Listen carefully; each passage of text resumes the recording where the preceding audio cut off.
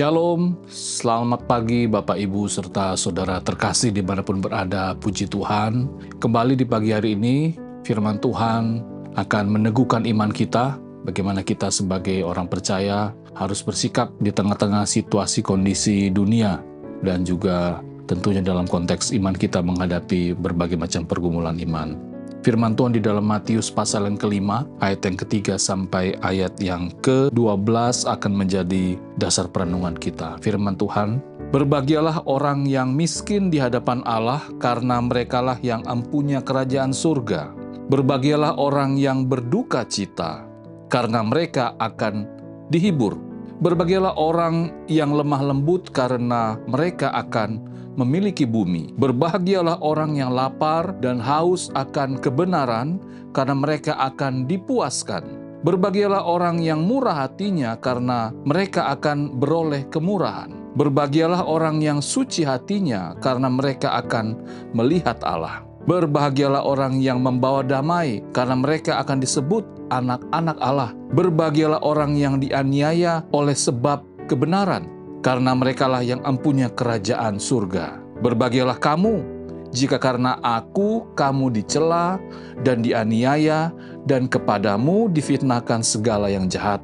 Bersukacitalah dan bergembiralah, karena upahmu besar di surga. Sebab demikian juga telah dianiaya nabi-nabi yang sebelum kamu." Demikian pembacaan firman Tuhan kita di pagi hari ini. Saya mengangkat tema Roh Kudus, penghibur kita yang setia.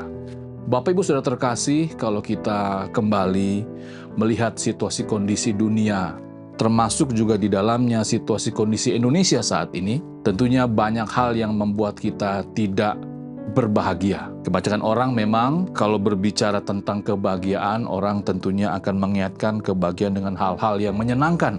Entah sukses, harta yang melimpah, punya banyak teman, bebas dari masalah, kesuksesan dalam karir, keuntungan-keuntungan finansial yang kita peroleh. Namun kalau kita melihat apa yang Tuhan Yesus sampaikan di dalam firman Tuhan yang kita baca di pagi hari ini, tentunya kita diajak kembali melihat sebuah realita kehidupan yang lain. Bahwa ternyata dalam kehidupan kita sebagai manusia, kita tentunya dihadapi bukan saja hal-hal yang berbicara tentang kebahagiaan, yang mungkin karena kita bekerja keras, karena kita tekun, sehingga ada keberhasilan, kita bahagia di sana, kita sukses di sana. Tetapi juga ada sisi-sisi yang harus kita sadari bahwa kadang-kala Tuhan izinkan itu. Ada situasi sulit, ada berbagai macam tantangan, ada berbagai macam situasi yang tidak mudah.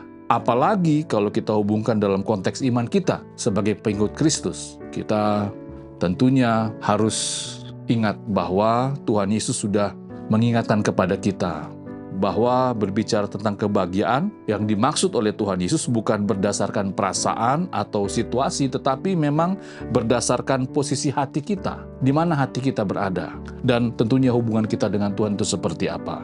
Orang yang miskin di hadapan Allah memang sadar bahwa dirinya butuh Tuhan. Orang yang lemah lembut memilih jalan damai daripada balas dendam. Orang yang dianiaya karena kebenaran tetap berdiri teguh karena tahu memang upahnya besar di surga. Inilah kebahagiaan yang lahir dari hati yang melekat kepada Tuhan, bukan dari kenyamanan dunia. Sebagai pengikut Kristus atau sebagai orang-orang yang sudah dipenuhi dengan Roh Kudus, kita diajak untuk memiliki perspektif yang berbeda tentang hidup ini.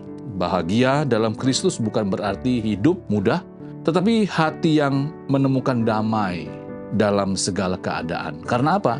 Karena Roh Kudus, penghibur kita yang setia. Apapun yang kita alami, apapun yang kita hadapi, baik itu suka, duka, baik itu masalah, pergumulan, mari kita terus percaya bahwa kita dimampukan untuk melewati semua ini. Karena Roh Kudus akan menghibur kita, menolong kita, melihat perspektif dari sudut pandang ilahi. Apa yang Tuhan mau dalam kehidupan kita. Mari kita berdoa. Tuhan, terima kasih. Kami sungguh bersyukur bahwa kembali kami diingatkan bagaimana kami harus melihat situasi kondisi yang ada di dunia ini. Dunia boleh mengalami situasi yang sulit, dunia boleh mengalami masalah, bahkan termasuk kami juga sebagai umat manusia, sebagai orang percaya, juga kadangkala menghadapi situasi yang sulit, tetapi firman Tuhan kembali mengingatkan kami bahwa ada Roh Kudus yang akan menolong kami, memampukan kami untuk melihat apa rencana Tuhan saat kami menghadapi situasi yang sulit. Tentunya Roh Kudus akan menolong dan memampukan kami. Terima kasih Bapak, ini doa kami.